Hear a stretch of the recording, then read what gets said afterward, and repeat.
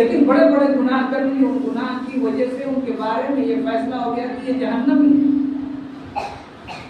تو اللہ تعالیٰ اس باعمل حافظ قرآن کی برکت سے ایسے 10 لوگوں میں جن کے بارے میں جہنم واجب ہو چکی ہوگی، اس کی فتحائی سے اللہ رب العزت کو جنت میں داخل فرما دے۔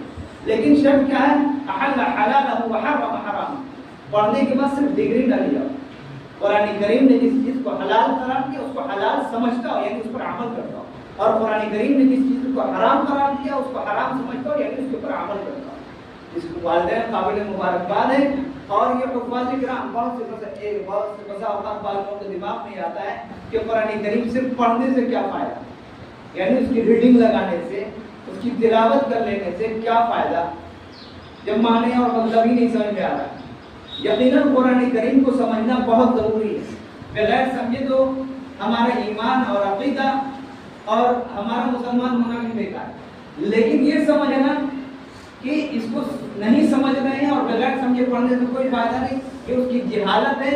حضور پاک علیہ السلام کو اللہ رب العزت نے جو بھیجا تھا 4 مقاصد کے لیے بھیجا تھا۔ اہل عرب تھے، قرآن عربی ان کی زبان تھی، سارے صحابہ، سارے انبیاء کرام علیہ السلام کا معجزہ ان کے زمانے میں جو چیز بہت زیادہ رائج ہوتی تھی اس سے ان کا مقابلہ ہوتا تھا۔ حضرت موسیٰ علیہ السلام کے زمانے میں جادوگر زیادہ تھے، جادو تھا۔ حضرت موسیٰ علیہ السلام کو اللہ نے ایسا جادو دیا کہ اچھے کو سارے جادوگر وہاں پہ ان کے سامنے سجدہ ریز ہو گئے، سب جھک گئے ان کے سامنے۔ حضرت عیسیٰ علیہ السلام کو میڈیکل سائنس اس زمانے میں بہت طریقے کا تھا۔ حضرت عیسیٰ علیہ السلام کو اللہ نے ایسا فن طب دیا، ایسا علم دیا کہ وہ مردے کو زندہ، کون سا ڈاکٹر جو مردے کو زندہ کر دے، جو کون سا ڈاکٹر جو کوڑی کو جو صحیح کر دے، نابینا کو بینا کر دے، کوئی نہیں کر سکتا۔ اللہ نے ان کو وہ معجزہ کیا کہ جو نابینا کو بینا کر دیتے تھے، مردے کو زندہ کر دیتے تھے، اللہ کے حکم سے کرتے تھے۔ حضور علیہ السلام کا جو معجزہ تھا وہ شعراء عرب کے اندر بڑے بڑے شعراء موجود تھے، اور حضور کا مقابلہ شعراء سے بھائی لم تفعلوا ولن تفعلوا۔ قرآن کریم نے کہا، وہ لوگ کہتے تھے یہ قرآن یہ محمد صلی اللہ علیہ وسلم اپنی طرف سے پیش کرتے ہیں۔ وَإِن كُنتُمْ فِي رَيْبٍ مِّمَّا نَزَّلْنَا عَلَىٰ عَبْدِنَا فَأْتُوا بِسُورَةٍ مِّن مِّثْلِهِ۔ اگر تمہیں اس قرآن کے بارے میں ذرا سا بھی شک ہے اس کے جیسی ایک سورت ہی لے کر آ جاؤ۔ قرآن کریم نے دعویٰ کیا اور وہ دعوے میں پورے اتر نہیں پائے۔ تو حضور کا معجزہ یہ تھا۔ تو وہ تو عربی زبان سے اچھی طریقے سے واقف تھے، بڑے بڑے شاعر تھے، لیکن قرآن کریم کو پڑھا کیسے جائے؟ دیکھیے ایک لفظ ہوتا ہے تلاوت، ایک ہوتا ہے قراءت، دونوں کو سمجھیے گا۔ قراءت کے معنی ہوتے ہیں پڑھنے کے، اور ایک لفظ ہوتا ہے تلاوت کے معنی ہوتے ہیں اس کا ترجمہ صرف تلاوت ہی کیا جاتا ہے۔ عربی کے اندر آپ دیکھیے گا جو گرامر سے جو لوگ واقف ہیں وہ جانتے ہیں کہ تلاوت کے معنی کا تلا یا تلون، اور مصدر دوسرا تلاوت ہے۔ تلون کے معنی ہوتے ہیں نقش قدم پر چلنا، نقش قدم پیر جب پڑتا ہے، جیسے آج کے دور میں مٹی تو آئیں گے، مان لیجیے آپ کی چپل بھیگی ہوئی ہو، جب چلتے ہیں تو اس کا نقش پڑتا ہے نا، اس کا چھاپا پڑتا ہے، اس پہ چلنے کو کیا کہتے ہیں؟ تلون و تلاوت، نقش قدم پر چلنے کے لیے تلاوت کا لفظ استعمال ہوتا ہے۔ اور نارمل ریڈنگ کے لیے، نارمل پڑھنے کے لیے، مطالعہ کرنے کے لیے، اسٹڈی کرنے کے لیے قراءت کا لفظ استعمال ہوتا ہے۔ لیکن قرآن کریم کے پڑھنے کے لیے جو لفظ استعمال ہوتا ہے وہ تلاوت بعین ہی، جیسے کہ محمد رسول اللہ صلی اللہ علیہ وسلم نے پڑھا ہے، بعین ہی اسی طریقے سے لکھا بھی جائے گا اور اسی طریقے سے پڑھا جائے گا۔ اور حضور پاک علیہ السلام نے جیسی امت کو تلقین کی اسی طریقے کو پڑھنا ہے، اس کے لیے تلاوت کا لفظ استعمال ہوتا ہے۔ کوئی شخص تلاوت کی معنی ہوتی ہے پڑھنے کی، لیکن آپ کو کسی شخص کو یہ نہیں دیکھیں گے کہتے ہوئے صبح دینک جاگرن، ہندوستان پیپر، کوئی امر اجالا لے کے بیٹھا ہو، کیا کر رہے ہو؟ تو یہ کہے گا ہم دینک جاگرن پڑھ رہے ہیں، امر اجالا پڑھ رہے ہیں، ہندوستان پڑھ رہے ہیں، انقلاب پیپر پڑھ رہے ہیں، کون سی کتاب پڑھ رہے ہیں؟ فلاں کتاب پڑھ رہے ہیں۔ لیکن ان کتابوں کے پڑھنے کے لیے کوئی شخص یہ لفظ استعمال نہیں کر رہا کہ میں دینک جاگرن تلاوت کر رہا ہوں۔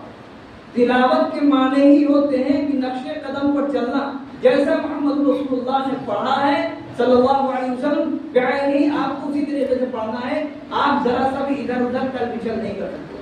حضور کو دنیا میں بھیجنے کا ایک مقصد والذی شروع میں قرآن کریم کی آیت پڑھی ہے، والذی بعث فی الامیین رسولا منہم، خدا وہ ہے جو ان میں سے، منہم یتلو، امیوں میں، ان پڑھوں میں، انہی میں کا ایک رسول بھیجا، یتلو علیہم آیاتی، جو ان کے سامنے قرآن کریم کی آیات کو پڑھ کی تلاوت کرتا ہے، وَيُزَكِّيهِمْ، ان کا تزکیہ کرتا ہے، ان کے دل کو پاک کرتا ہے، وَيُعَلِّمُهُمُ الْكِتَابَ وَالْحِکْمَةَ، کتاب کی تعلیم دیتے ہیں، یعنی قرآن کریم کی تعلیم دیتے ہیں اور اس کی حکمت کی باتیں بتلاتے ہیں، سمجھاتے ہیں۔ تو قرآن کریم کو سمجھنا ایک الگ کام تھا اور حضور کا ایک مشن یہ تھا. اور قرآن جیسے اللہ رب العزت کے پاس سے جبریل امین لے کر آئے ہیں بعین لا تحرک لسانک لتعجل به.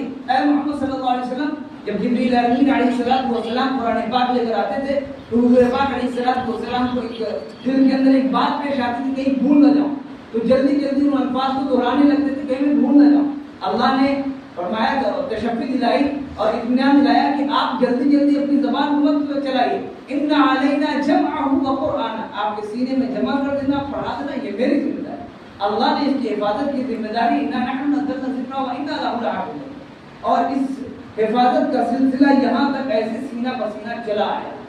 تو یہ بغیر سمجھے پڑھنے والوں کو کوئی معمولی سمجھ رہا ہے تو سمجھ لو کہ رسول اللہ صلی اللہ علیہ وسلم کی بعثت اور آپ کے بھیجنے کی جو 4 مقاصد میں سے ایک مقصد کو یہ حافظ قرآن پورا کر رہا ہے. اب اگر کوئی شخص یہ سمجھتا ہے کہ سب رٹ لیا زبانی یاد کر لیا اس کا کیا فائدہ، اس کے دماغ کا یہ گول ہے. اس کو توبہ کرنی چاہیے کہ رسول اللہ صلی اللہ علیہ وسلم کے بھیجنے کا ایک مقصد یہ بھی تھا کہ بعین ہی جیسے قرآن پاک نازل ہوا ویسے باقی رکھنا.